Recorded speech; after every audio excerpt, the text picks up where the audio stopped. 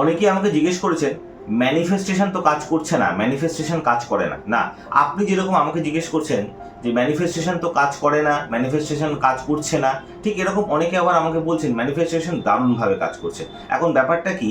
ব্যাপারটা হচ্ছে এরকম, আমাদের লজিক্যাল মাইন্ড, সেটা কি না, আমাদের লজিক্যাল মাইন্ড হচ্ছে কনসিয়াস মাইন্ড। ধরুন আপনার কাছে টাকা নেই, আপনি বলছেন আমি 1 কোটি টাকা পেয়ে গেছি, অথচ আপনার কাছে 10 লক্ষ টাকাও নেই, আপনি বলছেন 1 কোটি টাকা পেয়ে গেছি। এই লজিক্যাল মাইন্ড তখন ওটাকে আটকে দেয়। আপনাকে কি করা উচিত? একটু ওয়ে অফ যে ম্যানিফেস্টেশন ওটা চেঞ্জ করা উচিত। আপনার বলার উচিত যে আমি এমন কোনো কাজ করছি বা আমি এমনভাবে কাজটা করছি যে 1 কোটি টাকা খুব শীঘ্রই আমার হাতে আসছে।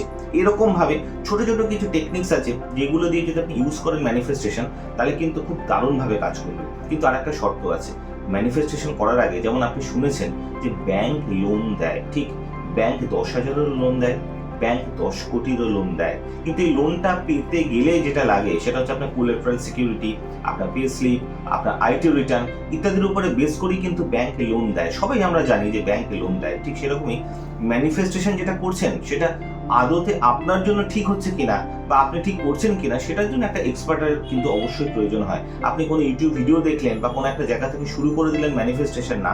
তবে এটাও আপনাকে বলতে পারি যে পজিটিভ থিঙ্কিং, পজিটিভ ভাবনা, পজিটিভ বলা আপনার জীবনে কিছু না কিছু তো পরিবর্তন আসবে। তাই ম্যানিফেস্টেশন কাজ না করুক, অন্তত পজিটিভ চিন্তাটা কিন্তু আপনার জীবনে বেশ ভালো এফেক্টিভ হয়। নিজে ভালো থাকুন, অন্যকে ভালো রাখুন। নমস্কার।